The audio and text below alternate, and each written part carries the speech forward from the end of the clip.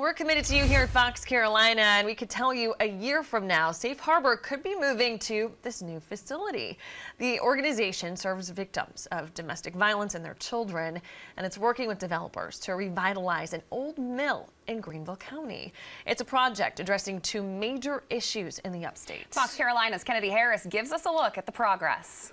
Our current space in Greenville is an old single-family residence, nearly 100 years old.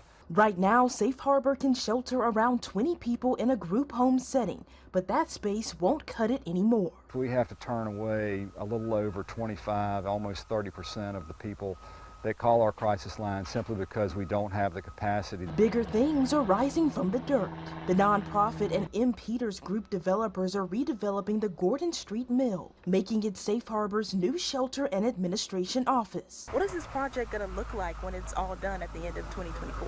This project is going to look like a revitalized mill. Keeping the mill brick and windows, CEO Danny Verrat says it'll better accommodate the current needs. But it also will provide apartment-style living, individual units for families with their own bedrooms and bathrooms. It'll be the first of its kind in South Carolina. With 56 beds, this new facility will almost triple the shelter capacity they have now and serve the community in more ways than one. The construction crew also is building a 114-unit affordable housing complex. The adjacent apartment building will have units priced at 60% the area median income. 10 of the units are reserved for Safe Harbor as extra shelter space or housing for clients leaving the shelter. So I hope what people see is the revitalization of a building that served thousands of people over the years and will serve thousands more in the future. Kennedy Harris, Fox Carolina News.